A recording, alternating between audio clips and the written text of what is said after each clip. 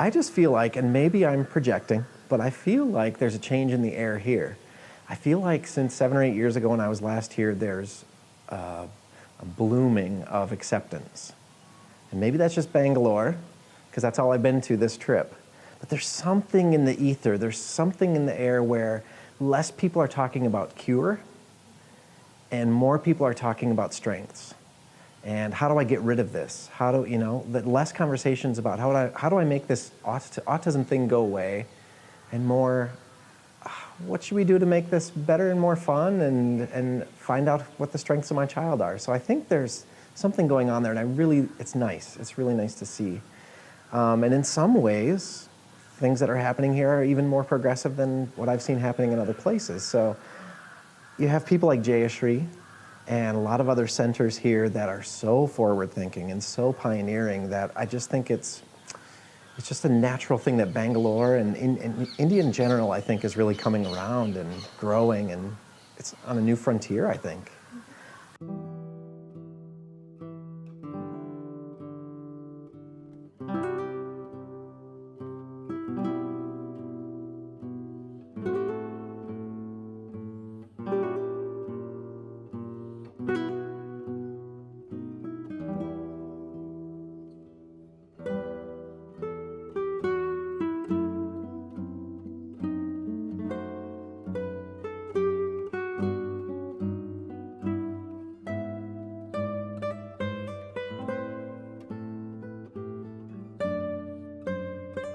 I started to work as an ABA therapist, doing ABA with kids with autism as a means to earn income to finish grad school.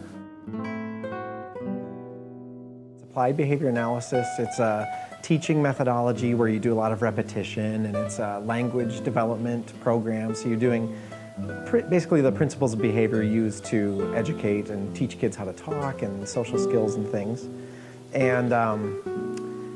And I remember thinking, I got to use my theater background, because so we would work at a table, and then when we would finish, we would go play, and as soon as we finished, we were in fantasy land. It was like starships and going on roller coaster rides, and then it was like, okay, time to go back to work. And I always hated the go back to work part, because I just wanted to keep climbing on couches and keep playing. And I thought, there's got to be a way to blend these two things. It's exactly what I just heard you saying about the drama therapy and theater.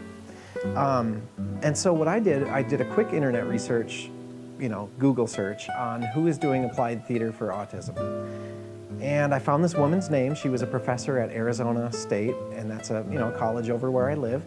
I sent her an email. I said, is there anybody doing work in the autism realm with applied theater? She wrote back and said, you're never going to believe this, but a man from India just wrote me an hour ago asking the exact same thing. And that was Parasuram Ramamoothi. I think we have not grown up since my parents. My parents wanted me to do something, and I began to like theater and started doing theater. And it was not considered a very noble thing to do theater, but I liked it. I liked the way theater expressed my personality. I could become anything: king, clown, beggar, murderer, woman. I can easily become.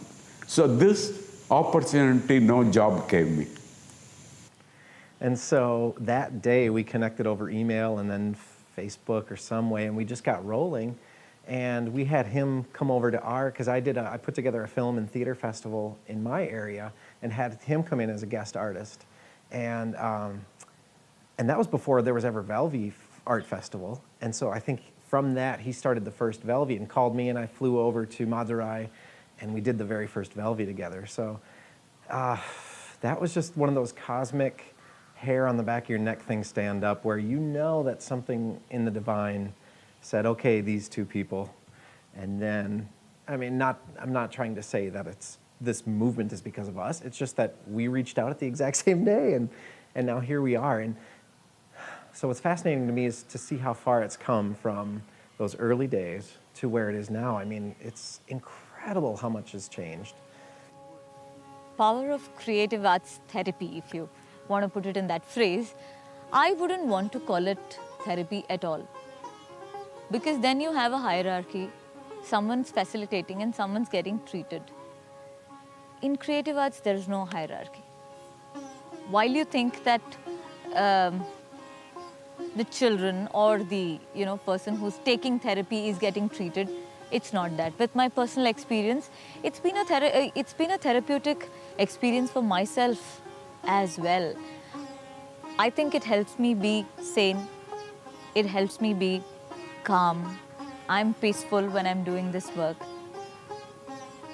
Because I'm expressing. I am not restricted to do, okay, don't do this, you cannot sing so loudly, you cannot talk so loudly, okay, you can't laugh like that, you're flopping your hands, that looks awkward. No. We are doing what we want. And because all of us are together, it turns out to be in some other form. So, what lovely thing to feel the same. Like there is no hierarchy. When things are kept in a hierarchical order, there's no fun. You have to be afraid of someone and all. It's just that there's one person trying to bring everyone closer. Come here, let's do this. Come here, let's do this. That's what we do. That's all. And it's therapeutic for yourself, therapeutic for everyone, each and everyone who's there. So you can probably call it the phenomenon of catharsis. A very interesting story that I found one child in a school not participating in my theatre workshops. He was quite alone, not reacting, responding to what we were doing. Then I checked with the teacher, what's this child? Maybe you forced him? They said, this child has autism. So he is not participating in the activities. It was in 2003, I started my work on drama for children with autism. The Velvi was founded in 1988. It was working on using drama as an activity of relief and enjoyment for people in old age homes, prisons, and mental health institutions. When in 2003 I found that I myself do not know anything about autism and what it is to be a child with autism, I decided my theatre career and all these things should now turn towards this. Started researching. And the first thing most of the people in the spectrum, the scientists, neurologists, special educators said is a child with autism doesn't have eye contact. A child with autism has communication problem. A child with autism has very repetitive behaviors like hand flopping, rocking forth and I said, this doesn't look like a very serious problem. We do that quite often in theatre. We do that quite often in our drama classes and practice, and started focusing on issues one by one. That's how I started using the mask for children with autism. This mask for autism work has now spread across the globe. And I think at least in 12 countries, they seriously follow it.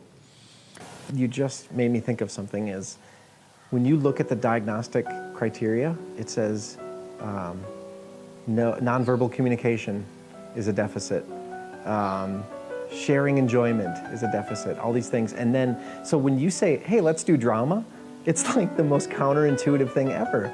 But it immediately debunks the whole thing and says, wait a second. It might look a little different, but they are doing all of those things. And so I think the theater as a framework takes that DSM and just kind of mixes it all up. And yeah, it's like counterintuitive in a way. When you first look at it, you say, wait, I'm going to do an expressive art with somebody who has an expressive, labeled disorder.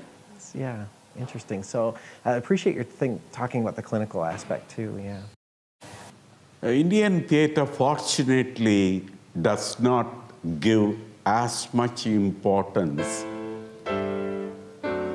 like the Western to the word in theatre. For us, Angikam, Aharyam, and then Vachikam.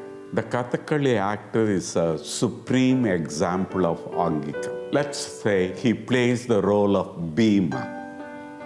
He just lies down on a mat, and there is a makeup artist who mixes the colors of this particular character and starts working on his whole body. And while he is doing that, the bonding happens between the makeup artist and the actor. And he also goes through the entire process of performance. It takes about 5 to 6 hours these days. I said this is something which is very interesting. If we can keep the child sitting at one place, it should be an experiment to try. So I started with a few children and it worked. In some cases it did not work because children refused to sit, went around and things like that. And then I started telling the parents that whenever you have a moment to try this, if you try this for 3 minutes, it will bring good results.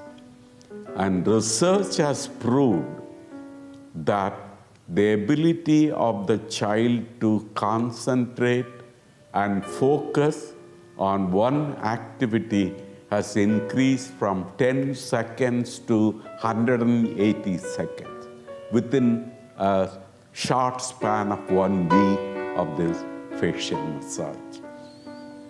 People started speaking. Children's first time started speaking to their parents. And I kept telling the parents, you do this at home, not only with your child, with your spouse, with your other siblings, then the whole house will be having a lot of fun and togetherness. The sense of touch that brings is very important. That is bonding. Because one of the Western theories is that children with autism do not bond with parents, do not bond with anybody. So this bonding, I felt, is very important. And this, we got it from Kathakali theatre. Well, I just feel like when you hold the mask and the actor, like the classical No and Kabuki actors, they would study the mask before putting it on.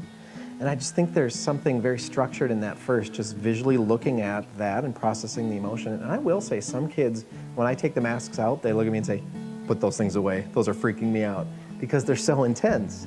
They're so intense. So it's kind of you have to really be sensitive first. If somebody does the, no, put those away, I instantly put them away. But they're intense. You can feel the ridges of the eyes. You can feel how sad manifests in the cheeks. And it's all very structured. It's very tangible and tactile. And even when you put that on, it's not fluid, it's static and so broad and so big that you can really connect strongly to it. And then I think, I even had Doug Berkey, the mask maker, make me half masks where he cut them in half so you could either put on the bottom and then adjust your top to match the bottom so that kids were learning some of the muscle movements and facial expressions.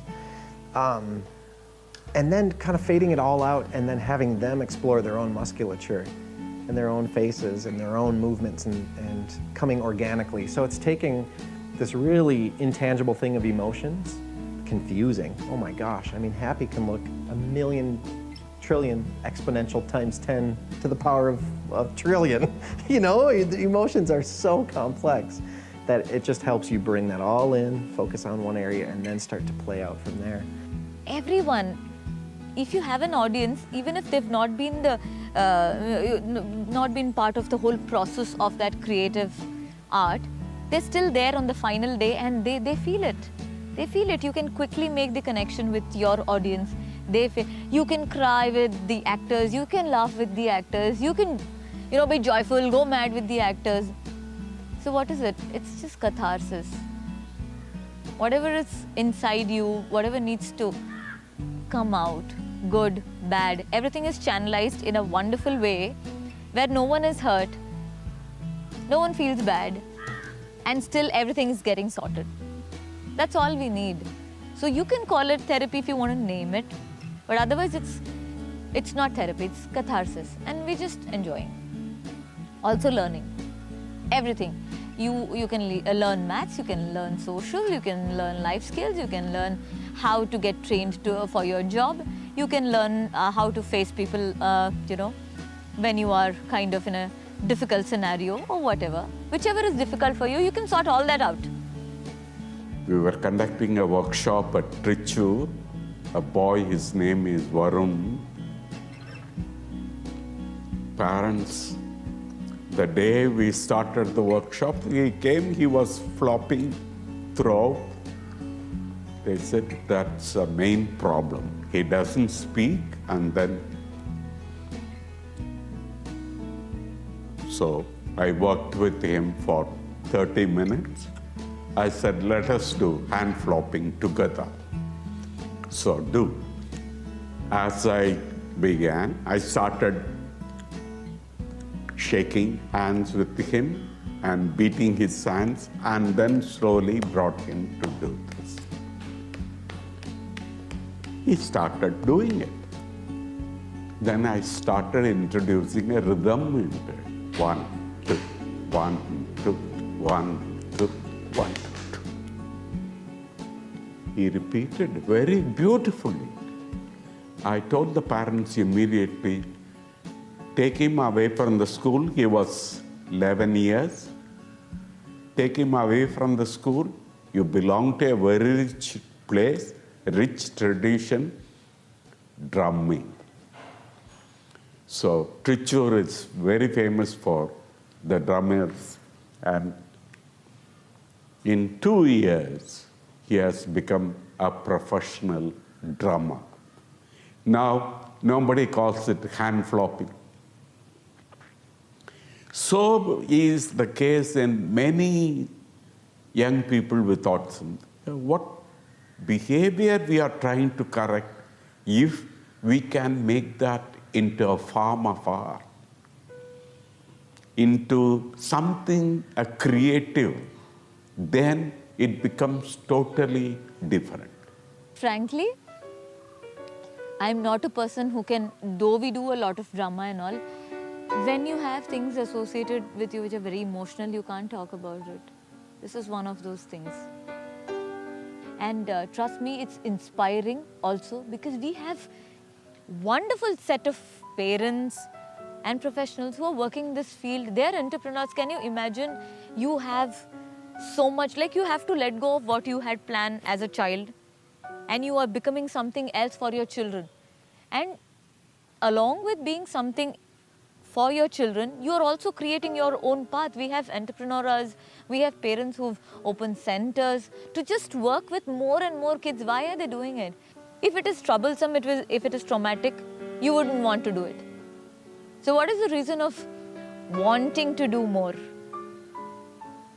When you see possibilities, when you see that yes, what you're giving is being absorbed very well, you would want to do it again and again. So obviously it's satisfying, obviously it's pleasurable. So the extremely inspiring set of parents, they come out of all these general issues that we face as neurotypicals. Okay, you're not satisfied with life. Please come and watch them. In that way, we are very lucky.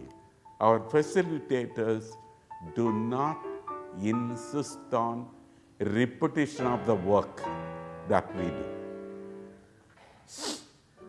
If I say namaste like this,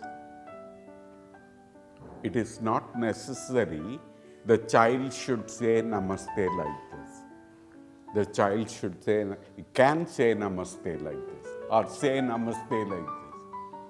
Have you seen namaste like this?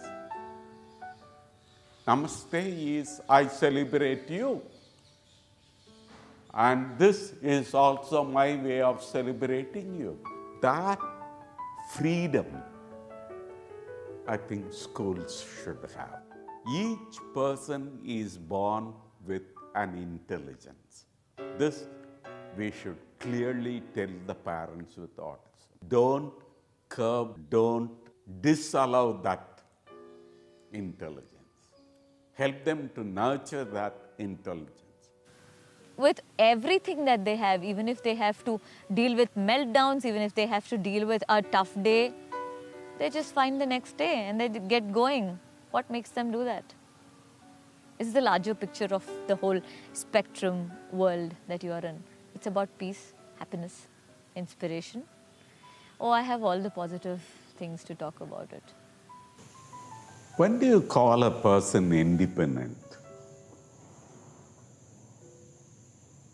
When he is free from the clutches of the parents. Now, we need to do a reversal of that in the case of autism families. We need to wean away the parent, especially the mother, from the boy with autism. We need to wean away the father from the girl with autism. Then they become independent. It's like, I can take care of myself. When that child has that confidence, I think we should encourage that. So we keep telling the parents, it's your job to find out what your child is focused on, what your child likes to do, without you telling them, without you giving instructions. What does your child want to do? He likes to swim. Fine. Enjoy swimming. Let him learn swimming. He enjoys horse riding. Animals and children with autism have a special affinity, I would say. Autism for me, happiness. Just one word is enough. Happiness. So much of love, so much of laughter, so much of happy moment. There's no trouble anywhere. Just because it's something to be happy all the time. And with this world, people who are associated with it and all, it might get emotionally burdensome at times. But that is when you are not okay. It's not our children or it's not our people from the spectrum who are not okay. If you upset them, they become upset. It's us who have things gotten so messed up in your head that you're not able to sort out. So if you cannot sort out, you just take time out and sort things out. Things are not wrong with the spectrum people. Things are wrong in your head. Just sort it and be there and be happy. Everything is simple. Everything is peaceful and happy. I do wrestle sometimes with the idea that people on the spectrum should be taught to pretend to be normal, if that makes sense. I wrestle, and I wrote a one-act play about it because it was like tearing me apart inside, thinking about, am I just basically teaching them to look neurotypical? And what's the point? Can't they just look like themselves? But I think I found a balance in my life and work where, don't go to the extreme. Find the middle ground where it's good to learn about emotions, it's good to learn about faces, it's good to learn about my body, it's good to understand how I process the world and how others process the world. And if the mask is one tool to access that intangible, mystical, great. And so I've kind of struck a balance there, but I went through a tortured period where I'm just trying to change people, and it goes so against who I am. So Yeah. I think in one word, it is self-expression, which society constantly denies you.